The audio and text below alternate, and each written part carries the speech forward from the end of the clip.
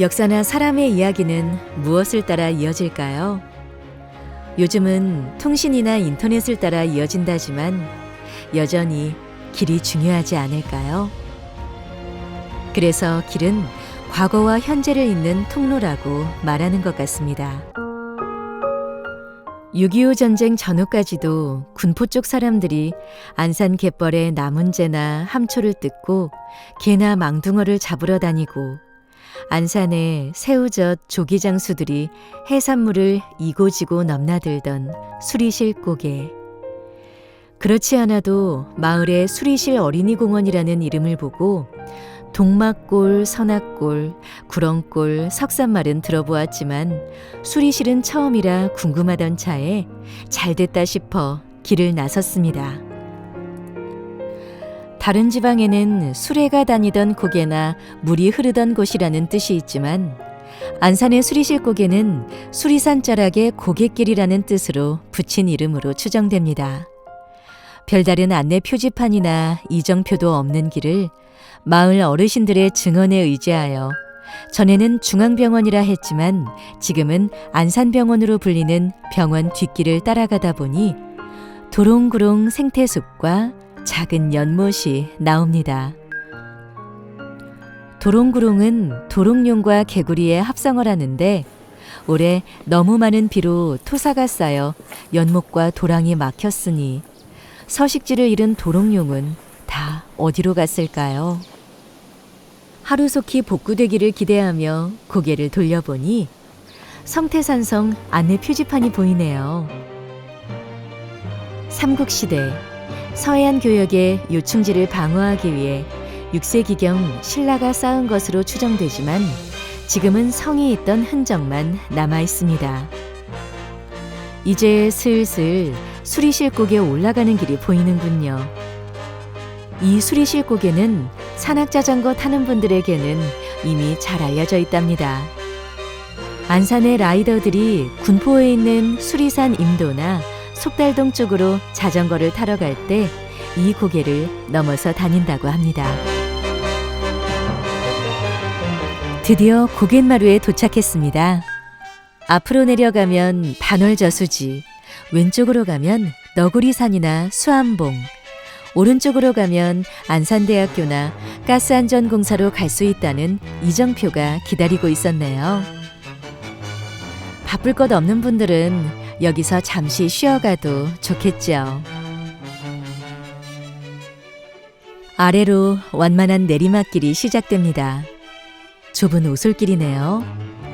어르신들 이야기로는 예전엔 수레도 다닐 정도로 넓은 길이었다는데 사람들이 이용을 안 하니까 이렇게 좁아져 버렸나 봅니다.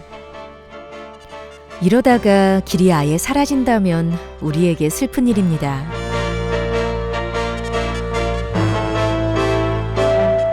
길 옆 산밭에서는 고구마 수확이 한창입니다. 길가에 핀 들꽃과 풀벌레, 도토리와 대화하며 걷다 보니 어느덧 저 아래 교각 위로 도로가 보입니다. 바로 서해안 고속도로 매송 방향 도로입니다. 그 앞으로는 KTX가 지나가는 철로고요. 옛길을 따라 걷는 여행자의 눈에도 속도감이 느껴지네요. 느린 길을 따라가다 보니 빠른 길을 만나고 빠른 길을 지나니 높은 길을 만나는 것이 우리네 인생 같기도 하고 문명의 축소판 같기도 합니다. 자, 드디어 반월호수 제방 앞 삼거리입니다. 이 길 아래쪽으로 내려가면 반월동이나 팔국동으로 내려갈 수 있고요. 왼쪽으로 올라가면 속달동이나 대야미를 지나 군포까지 갈 수 있습니다. 그리고 앞에 보이는 호수 앞 동네가 둔대동, 옛 이름은 반월면 둔대리죠. 왜 안산 경계를 넘어 군포시 지역까지 왔느냐고요? 이곳은 안산 신도시 개발 전까지는 같은 반월면이었습니다.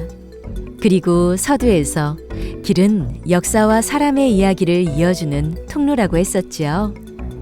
바로 이곳에서 우리 안산 상록수의 주인공 최용신 선생의 이야기와 흔적을 발견했기 때문입니다.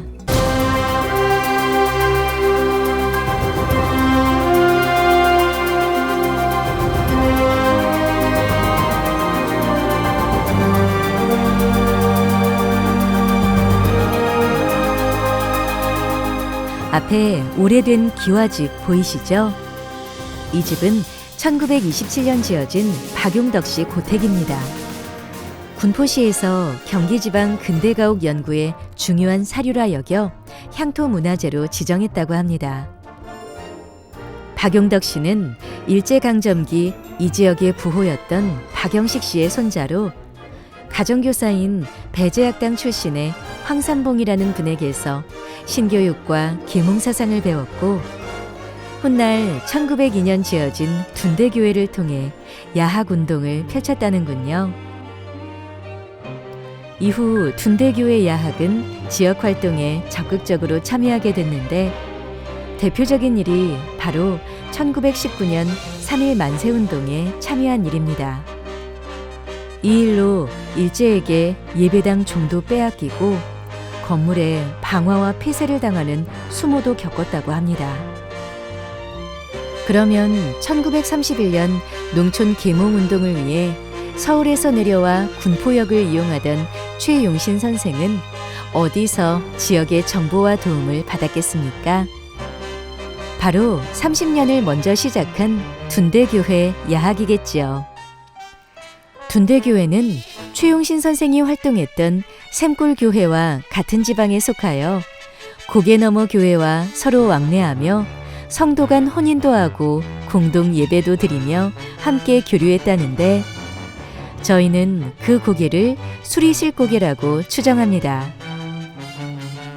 당시 최용신 선생은 반월면 사리 바닷가 지역에 계몽과 교육이 필요하다고 느꼈지만 예배당은 비좁고 야학을 새로 지을 땅도 돈도 없었습니다. 그때 수원의 독립운동가 염석주 선생의 권유로 둔대교회의 박용덕 씨가 땅 1052평을 기증하고 주변에서는 건축비를 후원하여 지금의 본호동에 샘골학원을 세울 수 있었습니다.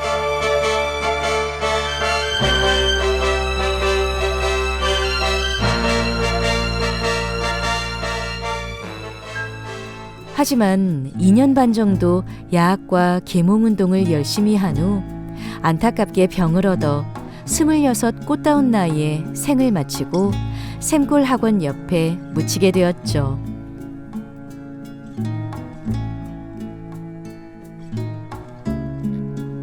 결국 최용신 선생이 샘골 강습소를 세우고 활동하던 배경에는 둔대교회와 수리실고개를 빼놓을 수 없다는 것이 오늘 수리실고개와 둔대교회를 방문하게 된 이유입니다.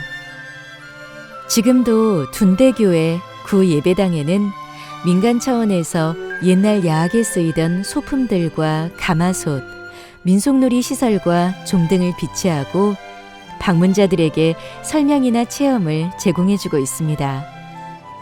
박영식 씨라는 분이 1902년도에 수리실고개 발굴을 통해 처음에는 배고픈 시절 군포 쪽에 있는 사람들이 허기를 달래기 위해 개를 잡거나 나무를 뜯으러 넘나들던 애환의 고개로만 알았다가 이면에 숨어있는 농촌 계몽 정신과 독립의 꿈을 이어가던 귀한 길이라는 것을 발견했습니다. 오늘 여행을 마치며 드는 생각은 잊혀져가는 계몽 정신도 살리고 지자체 간 교류와 화합의 정신도 살릴 수 있는 좋은 방안이 생겼으면 하는 것입니다. 그래서 앞으로도 옛 선현들의 목소리와 우리를 깨우는 계몽의 종소리가 계속 이어지기를 소망합니다.